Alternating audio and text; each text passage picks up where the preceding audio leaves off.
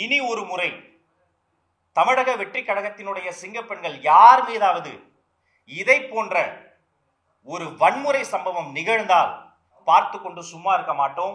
மக்களை திரட்டி மாபெரும் மக்கள் போராட்டம் வெடிக்கும் என்பதை ஒரு எச்சரிக்கையாக நாங்கள் சுட்டி காட்டுகிறோம். அந்த பகுதியில் வசிக்கக்கூடிய அண்ணன் செல்வ பெருந்தகைக்கு ஒன்னே ஒண்ணு நான் கேட்கிறேன், பாதிக்கப்பட்ட மக்களை போய் நாங்க பார்க்க கூடாதா? வீடு 10 எரிஞ்சிருச்சு, குட்டி அந்த குழந்தைகளுக்கு கொடுக்க பால் இல்லாம பெண்கள் அங்க சிரமப்படுறாங்க, போய் பாலும் பிரெட்டும் கொடுக்க கூடாதா? இது இந்தியா என்பது ஜனநாயக நாடா இல்லையா?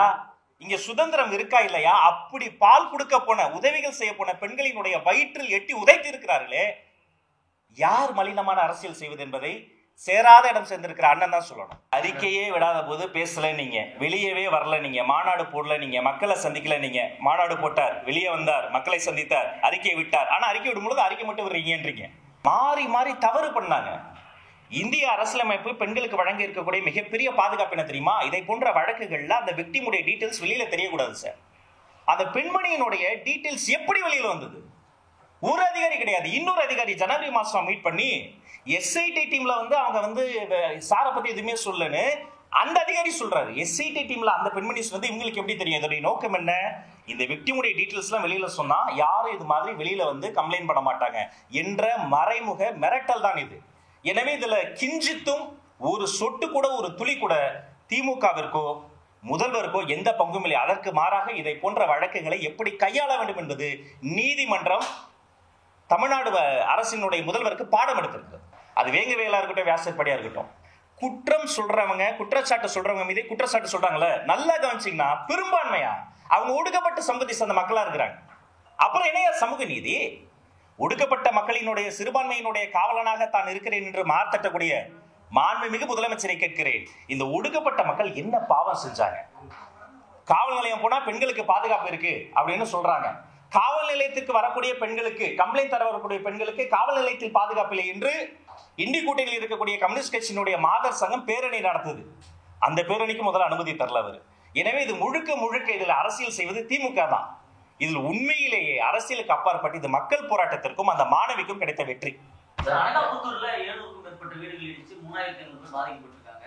அங்கு செல்லாத தமிழக வெற்றி கழக நிர்வாகிகள் அவங்க தொண்டர் பாதிக்கப்பட்டவுடன் நேர்ல போறாங்க. இது எது மாதிரியான அரசியல்? எங்க தொண்டர் பொதுமக்கள் நாங்க பிரித்து பார்க்கல.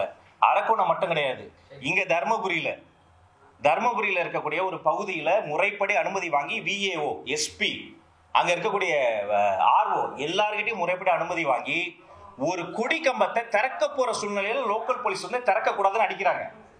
எங்களை அடிச்சா பரவாயில்ல, அந்த கூட்டணியில் இருக்கக்கூடிய விடுதலை சிறுத்தைகள் கட்சிக்கு கொடிக்கம்பம் ஏற்ற அனுமதி இல்லை.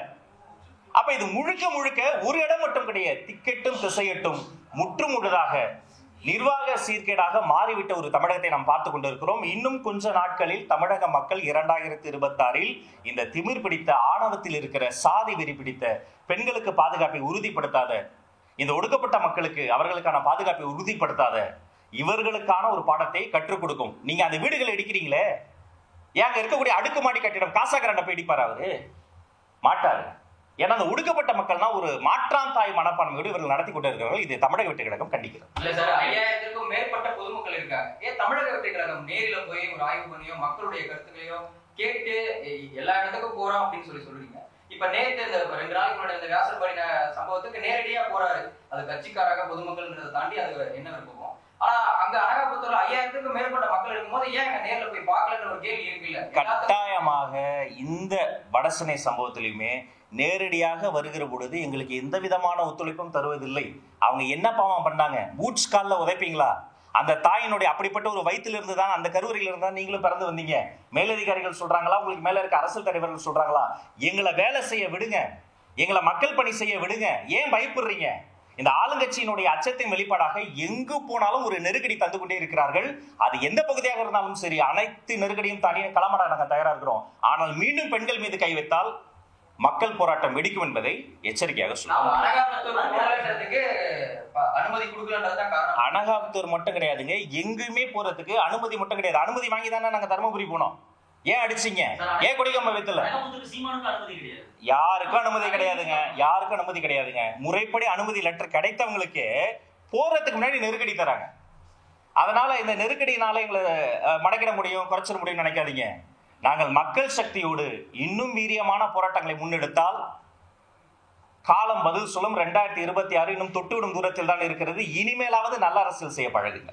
அனுமதி கிடைக்கல, முறையான எதுவுமே கிடைக்கல. அனுமதி கிடைச்ச முடிச்சிடறேன். அனுமதி கொடுத்து எத்தனை அதிகாரி சொன்ன அத்தனை அதிகாரிகள் கிட்ட அனுமதி வாங்கி முறைப்படி கொடியேற்றவே எங்களுக்கு அனுமதி கிடைக்கல.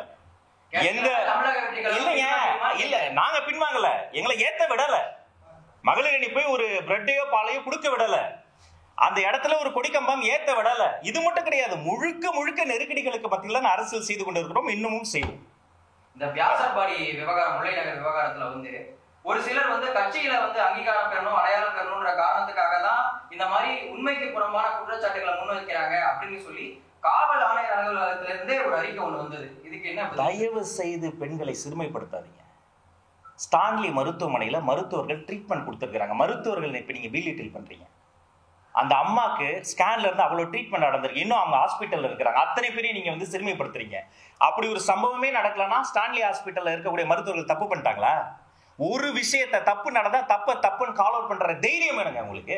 ஆனா அதுக்கு பதிலாக அதை மறைத்து முட்டு கொடுத்து அப்படி நடக்கவே இல்லை. இதான் சொல்றது ஒரு பேட்டர்ன். இதுதான் காலகாலமா நடந்தது. புல்லட்ல போன பையன் கையை வெட்டினதுக்கு சாதி காரணம் கிடையாது. அப்ப அவனே கையை கொண்டு போய் கத்தியில வச்சுக்கிட்டானா?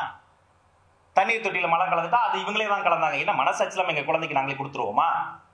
வியாசர்பாடியில காவல்துறை அடிக்கவே இல்லை. அப்ப ஸ்டான்லி ஹாஸ்பிட்டல் அவங்க படுக்க போட்டு அவங்க வெறும் ட்ரிப்ஸ் ஏற்றி அனுப்பிட்டாங்களா? அது என்ன நாடக கம்பெனியா? இந்தியாவினுடைய மிக முக்கியமான மருத்துவமனை. இங்கு ஒரு பிரபல நீதிபதி சொன்னதை நான் சொல்கிறேன். தீர்ப்பை முடிவு செய்துவிட்டு விசாரணை செய்யாதீர்கள் காவல்துறையினரே. விசாரணை செய்து முடித்து இந்த விசாரணையின் மூலமாக தவறு செய்தது யாராக இருந்தாலும் அவர்களுக்கு தண்டனை கிடைப்பதை உறுதி செய்யும். 2026 திமுக பதில் சொல்லுவாங்கன்னு சொல்றீங்க. திமுக எதிர்ப்பு சக்திகள் தான் ஒன்றிணையணும்னு நீங்க நயனா நாயகன் கூட பேசியிருக்காரு. அதிமுக சார்பில் ஏற்கனவே மதிப்புக்குரிய துணை பொதுச் செயலாளர் சிடிஆர் அவர்களும் தேர்தல் மேலாண்மை பொதுச் செயலாளர் ஆதவர்ஜுனா அவர்களும் சொல்லியிருக்கிறார். நானும் தெளிவாக சொல்கிறேன், திமுகவை வீழ்த்த மக்கள் சக்தியோடு தான் நாங்கள் கூட்டணி வைப்போம். பாசிச சக்தியோடு சேர்ந்திருக்கிற யாரோடும் எங்களுக்கு ஒட்டும் இல்லை, உறவும் இல்லை. அவர்களுக்கு எப்படியோ தெரியாது, எங்களுக்கு பாசிசமும் ஒன்றுதான், பாயாசமும் ஒன்றுதான். ஏற்கனவே மக்கள் தந்த கசப்பான பாடங்களை எல்லாம் மறந்து அவர்கள் பாசிசத்தோடு சேர்ந்து நிற்கிறார்கள். நாங்கள் அப்படி கிடையாது. மக்கள் சக்தியோடு சேர்ந்து திமுக என்ற இந்த நிர்வாக சீர்கேடாக நிற்கக்கூடிய இந்த சக்தியை நாங்கள் வீழ்த்தி காட்டுவோம். வேறு யாரோட ஆளுங்கட்சியில் இருக்கக்கூடிய திமுகவை வீழ்த்துவதற்கு நாங்கள் இப்ப தனியா தான் நிக்கிறோம். எங்களுடைய ஆட்சியிலும் பங்கு, அதிகாரத்திலும் பங்கு என்ற அந்த கொள்கை முடக்கத்தை ஏற்றுக்கொண்டு திமுக பாஜகவை தவிர மீதி இருக்கக்கூடிய எல்லா காவையும் சேர்த்துக்கங்க. யார் வந்தாலும் வரவேற்க கதவுகள் திறந்திருக்கிறது. ஆனால் அந்த கேள்விக்கு பதில் சொல்ல வேண்டியவர்கள் அவர்களினுடைய வார்த்தைகளை நான் சொல்ல முடியாது. மக்கள் சக்தியோட கூட்டணி வைக்க தயாரா அப்படிங்க? யார் அந்த மக்கள் சக்தி? மக்கள் தாங்க, வாக்காளர் தாங்க. தேர்தல் அதிகாரி கொடுத்திருக்கக்கூடிய டேட்டா படி ஆல்மோஸ்ட் 6 கோடி பேர் இந்த வாட்டி ஓட்டு போட போறாங்க. அதுல புதிய வாக்காளர்கள் சற்றொப்ப 1.5 கோடி பேர். இந்த புதிய வாக்காளர்கள் 1.5 கோடி பேர் மட்டுமே எங்களுக்கு ஓட்டு போட்டுருவாங்க அல்லது மொத்தவங்களுக்கு ஓட்டு போட்டுருவாங்கன்னு கூட நாங்க சொல்லல. ஆனால் மார்க் மை வேர்ட்ஸ், ஒவ்வொரு திமுக கட்சிக்காரனுடைய வீட்டிலும் ஒரு தாவேகா தொண்டர் இருக்கிறார், ஒரு தாவேகா அனுதாபி இருக்கிறார், ஒரு தாவேகாவினுடைய தோழர் இருக்கிறார். எனவே மக்கள் சக்தி என்பதை, மாபெரும் சக்தி என்பதை மீண்டும் சுட்டி காட்டுகிறேன். காலமது கடந்த காலங்களில் விஜயகாந்த் மக்களோட தெய்வத்தோட கூட்டணி சொன்னாரு. ஆமா, அவரே ஆதித்தோட கூட்டணி சொன்னாரு. ஆமா, இப்ப நீங்க மக்கள் சக்தியோட கூட்டணி இதையும் அதை நோக்கி தான் போகுமா? இல்ல அவரு கடந்த காலங்கள்ல திட்டமிட்டு எப்படியெல்லாம் கேப்டனை வீழ்த்தினாங்க என்பதை பத்திரிகைகள் நீங்களே அறிவீங்க. கலைஞர் அவர்களே ஒரு பத்திரிகையாளர் தான். பத்திரிகையாளரினுடைய மகனாக இருக்கக்கூடிய ஐயா மு.க. ஸ்டாலின் அவர்கள் இந்த அண்ணா யூனிவர்சிட்டி வழக்குல கூட பத்திரிகையாளர்களை தான் ரொம்ப துன்புறுத்துறாங்க. இந்த எஃப்ஐஆர் டீடைல்ஸ் வெளில விட்டது காவல்துறை. நீங்களும் அப்படி வெளில விட்டீங்கன்னா பத்திரிகையாளர் கொண்டு போய் விசாரணைன்ற பேர்ல மிரட்டினாங்க. பத்திரிகையாளர்களுடைய வீட்டில் இருக்கக்கூடியவங்களாம் மிரட்டினாங்க. அதே பத்திரிகையில் இருக்கக்கூடிய ஒரு சிலரை ஆளுங்கட்சிக்கு ஆதரவாக பத்திரிகையாளர் என்றும் எழுத்தாளர்கள் என்றும் அவர்களை எல்லாம் பேரோல்ல கொண்டு வந்து திட்டமிட்டு வதந்தியை, விஷமத்தை பரப்பி கொண்டே இருக்கிறாங்க. இவர் கேட்டார்ல, எப்ப பார்த்தாலும் ஒரு கேள்வி கேட்பாங்க, பி டீம்னு. 2021 எங்க அண்ணா தயாநிதி மாறன் மக்கள் நீதி மையத்தை பாஜகவின் பி டீம்னு சொன்னாரு 2021. இன்னைக்கு அந்த மக்கள் நீதி மையத்திற்கு திமுக எம்பி சீட்டு ஒதுக்கி இருக்கு. அப்ப நான் சொல்லவா, பிஜேபி பி டீமுக்கு திமுக சீட்டு ஒதுக்குதுன்னா அப்ப திமுகவும் RSSம் உண்மையிலேயே கூட்டணி, உண்மையான பி டீம் அவங்க தான். அப்ப நானும் சொல்லலாம்.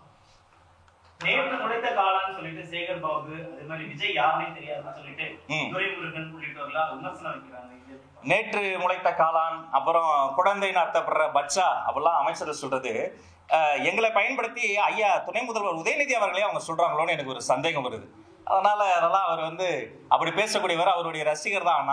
ஆனா அவருடைய வார்த்தைகளே சொல்லணும்னா எங்க தலைவர் பச்சானா அப்புறம் அண்ணன் உதயநிதி சோட்டா பச்சா. அவருடைய வயதிற்கு அவருடைய முதிர்ச்சிக்கு அவர் இன்னும் கொஞ்சம் நல்லா பேசலாம். மிக உறுதியா சொல்லிடுறேன். ஆமா,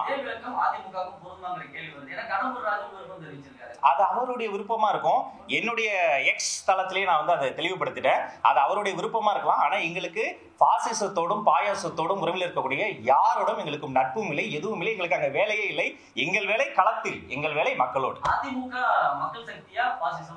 அது அவங்க கிட்ட கேளுங்க. தாவேக எப்பவுமே மக்கள் சக்தி, தாவேக எப்பவுமே மக்களுக்கான சக்தி. அண்ணா யூனிவர்சிட்டி கேஸ்லயே எங்களுடைய பெண்களை அன்னைக்கு கைது பண்ணாங்க, மூச்சு கூட விட முடியாத இடத்துல அடைச்சு வச்சாங்க. எங்களுடைய பொதுச் செயலாளர் என்ன ஆனந்த் அவர்கள் அந்த இடத்துல காவலராக இறங்கி நின்னார். இன்னைக்கு வட சென்னையில அதே பண்றாங்க, அடிச்சுட்டாங்க. அப்போ எங்க புதுசுல அங்க போய் நிக்கிறாரு, எங்களுடைய தலைவர் அங்க கிட்டலாம் பேசுறாரு. அதனால இதுலயே உங்களுக்கு தெரியும் திரும்ப திரும்ப யார் மக்கள் சக்தி என்பது. உண்மையான மக்கள் சக்தி என்பது தமிழக வெற்றி கழகம் தான். இந்த செய்தியை உலகெங்கும் கொண்டு சேர்க்கக்கூடிய ஊடக உறவுகள் அத்தனை பேருக்கும் நன்றி. பொருளாதார அதிமுகவோட கூட்டணி வைக்க வேண்டும் சொல்றாரு. நிர்வாகிகளுக்கிடையே ஒரு சலசலப்பு இருக்குன்னா செய்திகள். யார் சொன்னது? கதை திரைக்கதை வசனம்னு புள்ளி அவர் பேரை போட்டுக்கங்க. நல்ல கற்பனை, அது மிக ஒற்றுமையா இருக்கிறாங்களா? வீட்டுல தாவேகாவோட ஓட்டு ஒரு ஓட்டாவது இருக்குன்னு சொன்னாங்க. தாவேகாவோட என்ன ஓட்டு ஒரு ஓட்டு வீட்டுல ஒரு ஓட்டு வாங்குறதா இல்ல ஓட்டை பிரிக்கிறதா? இல்லைங்க, ஓட்டை பிரிக்கிறது எங்களுடைய வேலை கிடையாது. மக்களின் நம்பிக்கையை வெல்லணும், மக்கள் பணி செய்யணும். மக்களினுடைய நம்பிக்கையை வென்றதுதான் எங்களுடைய வெற்றி தலைவர் செல்லும் திசையெல்லாம் அலைகடலன வரக்கூடிய கூட்டத்தை நம்ம பார்க்கிறோம். அதனால ஓட்டை பிரிப்பதோ யாரோ ஒருவருக்காக வேலை செய்வதோ இது சிறுமைப்படுத்துவது. டெமோக்ரஸில மிக முக்கியமான விஷயமே நியூக்ளியர்ஸ் வரும் பொழுது அவங்களுக்கு ஈக்குவலான ஆப்பர்ச்சுனிட்டி கொடுத்து அவங்களை வேலை செய்ய வர்றது தான். ஆனா இந்த மறைமுக நெருக்கடி, நேரடி நெருக்கடி, மேல கை வைக்கிறது, உங்கள் உருட்டல் மிரட்டலுக்கெல்லாம் பயந்த காலம் கிடையாது. இது 2025, அடுத்து 2026. அண்ணா பல்கலைக்கழக மாணவி பாலியல் வன்கொடுமை செய்யப்பட்ட வழக்கில் குற்றவாளி திமுக அனுதாபி ஞானசேகரன் மீது பதிவு செய்யப்பட்ட அத்தனை பிரிவுகளிலும் அவர் குற்றவாளி என்று ஒரு சிறப்பான தீர்ப்பை இன்று நீதிமன்றம் வழங்கியிருக்கிறது. இருண்டு கிடக்கிற தமிழ்நாட்டில் வெளிச்சத்தை பாய்ச்சி இருக்கிறது நீதிமன்றம். நிர்வாகம் சீர்குலைந்து கிடக்கக்கூடிய தமிழ்நாட்டில் நீதியை நிலைநாட்டி இருக்கிறது நீதிமன்றம். கடந்த ஆண்டு டிசம்பர் மாத இறுதியில் பாதிக்கப்பட்ட மாணவி புகார் கொடுத்தவுடன் காவல் நிலையத்திற்கு விசாரணைக்காக அழைத்து வரப்பட்ட இந்த குற்றவாளி சில அரசியல்வாதிகளினுடைய தலையிட்டால் திரும்ப வீட்டுக்கு அனுப்பப்பட்டார். இந்த விவரம் அறிந்து பெண்கள், ஆண்கள், இளைஞர்கள், சமூக ஆர்வலர்கள் என பலரும் மக்கள் போராடினார்கள். பின்பு அவனை கைது செய்தார்கள். பின்பு பத்திரிகையாளர்களை சந்தித்த சென்னை பெருநகர காவல்துறையினுடைய ஆணையர் இந்த வழக்கில் குற்றவாளி ஒருவர் தான் என்று பேசினார். அது மட்டும் இல்லாது இந்த வழக்கு பதிவு செய்யப்பட்ட அந்த விக்டிம், அந்த மாணவியினுடைய விவரங்கள் புதுவெளியில் வெளியானது. அப்போது சென்னை உயர்நீதிமன்றம் தானாக முன்வந்து இந்த வழக்கை விசாரணைக்கு எடுத்துக்கொண்டது. தானாக முன்வந்து இந்த வழக்கை விசாரணைக்கு எடுத்துக்கொண்டு மிக முக்கியமான கேள்விகளை கேட்டது. விசாரணை முடிவதற்குள்ளே இந்த வழக்கில் ஒரு குற்றவாளி தான் என்ற முடிவுக்கு எப்படி வந்தீர்கள்? ஒரு விக்டிமுடைய டீடைல்ஸை எப்படி பேணி பாதுகாக்க வேண்டும்? Against the law, against the constitution போய் அந்த மாணவியினுடைய, பாதிக்கப்பட்ட மாணவியினுடைய அந்த அட்ரஸ் வரைக்கும், அவங்க வீதியினுடைய பெயர் வரைக்கும் எப்படி வெளியில் வந்தது? இதற்கு இடைக்கால நிவாரணமாக 25 லட்சம் ரூபாய் தர வேண்டும் என்றும் அது சம்பந்தப்பட்ட அதிகாரிகளிடமிருந்து பிடித்தம் செய்து தர வேண்டும் என்றும் நீதிமன்றம் தமிழ்நாடு அரசின் மீது தலையில் குட்டியது.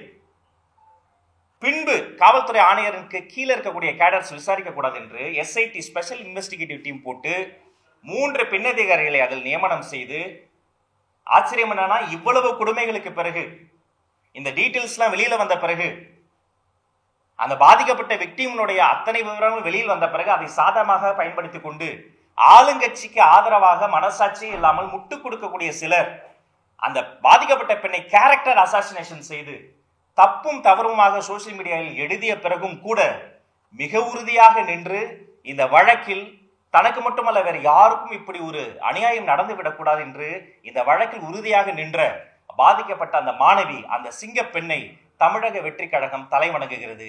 இது அந்த பெண்ணுக்கான வெற்றி. இது இந்த தீர்ப்பை அளித்த நீதிபதி ராஜலட்சுமி அம்மா அவர்களுக்கான வெற்றி.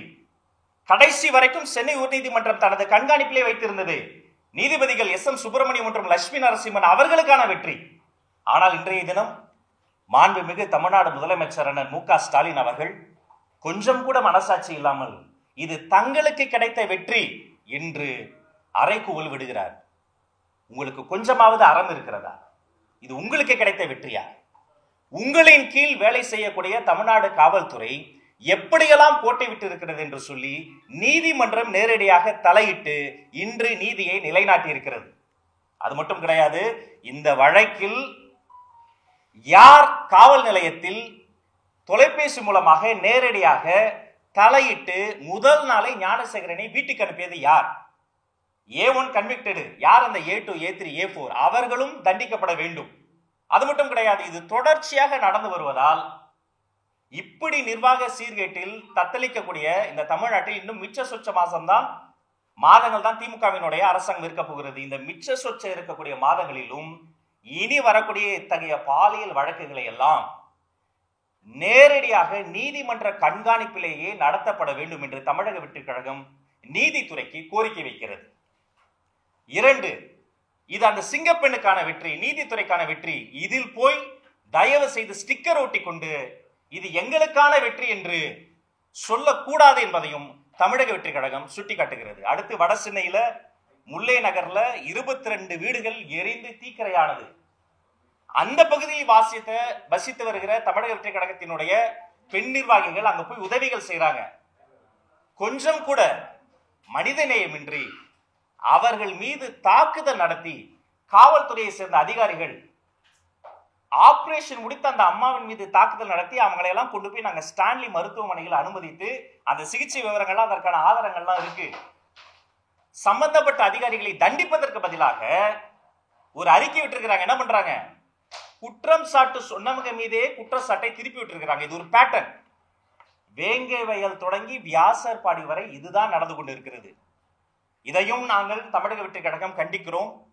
தொடர்ச்சியாக இந்த அண்ணா பல்கலைக்கழக மாணவி விஷயத்திலும் சரி, எங்களுடைய வெற்றி தலைவர் கைப்பட எழுதிய கடிதத்தை எங்களுடைய மகளிர் அணி தோழர்கள் சென்று வீதிகளில் இருக்கக்கூடிய அச்சப்பட வேண்டாம் பெண்களே, அண்ணனாக அவர் இருக்கிறார் என்று ஒரு கடிதத்தை கொடுத்த போது கூட பலவந்தமாக கைது செய்து மூச்சு கூட விட முடியாத இடத்தில் அடைத்து வைத்தார்கள். திமுகவை தவிர அனைத்து கட்சியினரும் அந்த நேரத்தில் போராடினார்கள், சமூக ஆர்வலர்கள் போராடினார்கள். அவர்கள் அத்தனை பேருமே இந்த தீர்ப்பை மனதார வரவேற்கிறோம், அந்த பெண்ணுக்கும் நீதிமன்றத்துக்கும் வாழ்த்து சொல்கிறோம். ஆனால் அதில் ஸ்டிக்கர் ஒட்டிய இந்த திமுக அரசு இந்த வட சென்னையில் எங்களுடைய மகளிர் அணி தோழர்கள் தாக்கப்பட்ட விஷயத்தில் தவறு செய்த அதிகாரிகளை தண்டிக்காமல் அப்படி ஒரு தவறே நடக்கவில்லை என்று சொல்வதை நாங்கள் வன்மையாக கண்டிக்கிறோம். நான் ஆரம்பத்தில் சொன்னதை சொல்லி நிறைவு செய்கிறேன். மீண்டும் எங்கள் பெண்கள் மீது கை வைத்தால் மக்கள் போராட்டம் வெடிக்கும். நன்றி.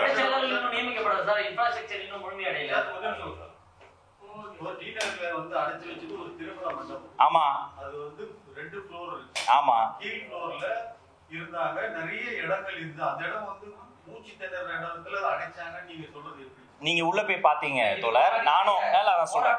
ஆமா ஆமா நான் சொல்றேன், நானும் சொல்றேன். ஆனா இந்த போராட்டம் என்பது ஒரு கைப்பட எழுதிய கடிதத்தை டெமோக்ராட்டிக்கா மற்ற பெண்களுக்கு கொடுக்குறது. ஏன்னா இப்போ ஒரு அச்சம் நிலவியது. அண்ணா யூனிவர்சிட்டியில் இப்படி நடந்துட்டா வெளில வர முடியாதா? அந்த உழைக்கும் மகளிர், படிக்கும் பெண்கள், அவர்களுக்கான ஒரு கான்பிடன்ஸ் கொடுப்பதற்கான ஒரு லெட்டர். அதற்கு அதிரடியாக அனைவரையும் கைது செய்து அடைத்து வைத்தது தவறுதான்.